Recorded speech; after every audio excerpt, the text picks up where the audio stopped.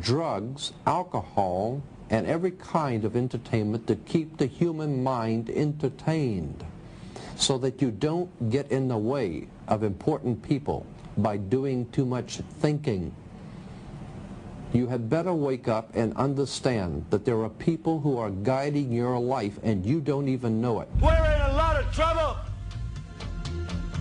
because you people and 62 million other Americans are listening to me right now, because less than 3% of you people read books, because less than 15% of you read newspapers, because the only truth you know is what you get over this tube.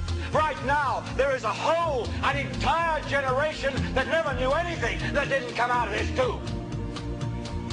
This tube is the gospel, the ultimate revelation. This tube can make or break presidents, popes, prime ministers. This tube is the most awesome goddamn force in the whole godless world. And woe is us if it all falls in the hands of the wrong people. And when the largest company in the world controls the most awesome goddamn propaganda force in the whole godless world, who knows what shit will be peddled for truth on this network. So you listen to me. Listen to me. Television is not the truth. Television is a goddamn amusement park. Television is a circus, a carnival, a traveling troupe of acrobats, storytellers, dancers, singers, jugglers, sideshow freaks, lion tamers, and football players. We're in the boredom-killing business. But you people sit there day after day, night after night, all ages, colors, creeds. We're all you know. You're beginning to believe the illusions we're spinning here. You're beginning to think that the tube is reality and that your own lives are unreal. You do whatever the tube tells you. You dress like the tube. You eat like the tube. You raise your children like the tube. You even think like the tube. This is mass madness, you maniacs. In God's name, you people are the real thing. We are the illusion.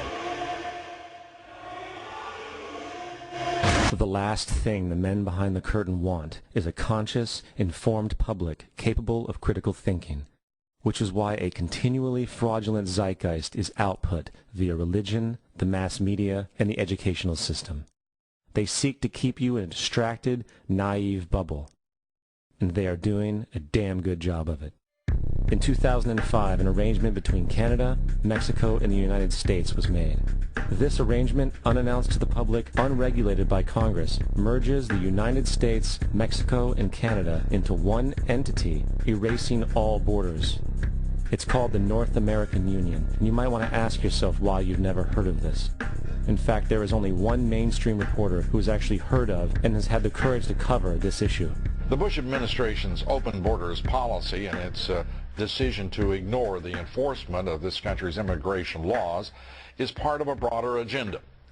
President Bush signed a formal agreement that will end the United States as we know it, and he took the step without approval from either the U.S. Congress or the people of the United States. It's a deal that few have even heard of. It's being done again by very few people at the very top on behalf of the investment class, but the working class of people, political officials across our country, from communities, from cities and so forth, they don't know anything about this.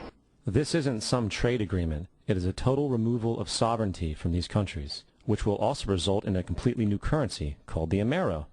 Fall.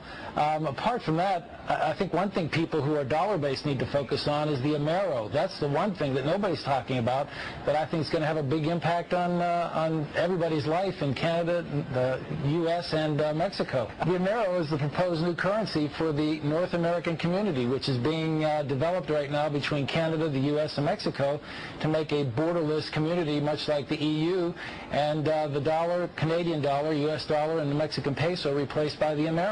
By default of this agreement, the American Constitution will eventually be obsolete. You would think that a situation like this would be on the cover of every major newspaper.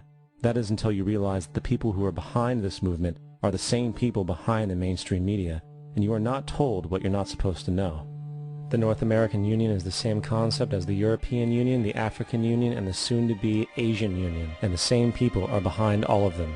And, when the time is right, the North American Union, the European Union, the African Union, and the Asian Union will be merged together forming the final stages of a plan these men have been working on for over 60 years. A one-world government.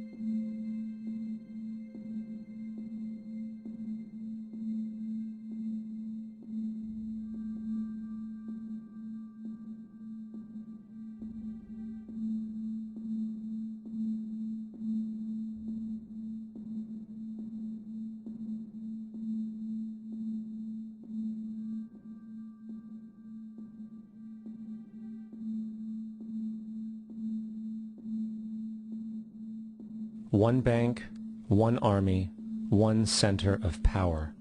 And if we have learned anything from history, it is that power corrupts, and absolute power corrupts absolutely. This is Aaron Russo, a filmmaker and former politician. To his left is Nicholas Rockefeller of the infamous Rockefeller banking and business dynasty. After maintaining a close friendship with Nicholas Rockefeller, Aaron eventually ended the relationship, appalled by what he had learned about the Rockefellers and their ambitions. I got a call one day from an attorney woman I knew, and she said, would you like to meet one of the Rockefellers? I said, sure, I'd love to. And we became friends, and he began to divulge a lot of things to me. So he said to me one night, he said that there's going to be an event there, and out of that event, you're going to see, we're going to go into Afghanistan, so we can run pipelines from the Caspian Sea. We're going to go into Iraq to take the oil and establish a base in the Middle East. And we're going to go into Venezuela and try and get rid of Chavez. And the first two they've accomplished. Chavez they didn't accomplish. And he said you're going to see guys going into caves looking for looking for people that they're never going to find. You know, he was laughing about the fact that you have this war on terror. There's no real enemy. He's talking about how by having this war on terror, you can never win it because it's an eternal war, and so you can always keep taking people's liberties away.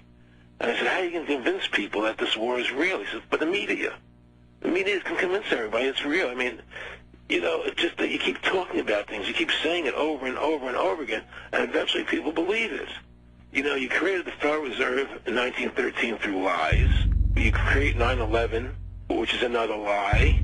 Through 9/11, then you're fighting a war on terror, and now all of a sudden you go into Iraq, which was another lie, and now they're going to do Iran, you know, and it's all one thing leading to another, leading to another, leading to another. Now, I would say, what are you doing this for? What's the point of this thing? You have all the money in the world you ever want. You have all the power. I said, you know, you're hurting people. It's not a good thing. And he would say, what do you care about the people for? Take care of yourself and you take care of your family. And then I said to him, what are the ultimate goals here?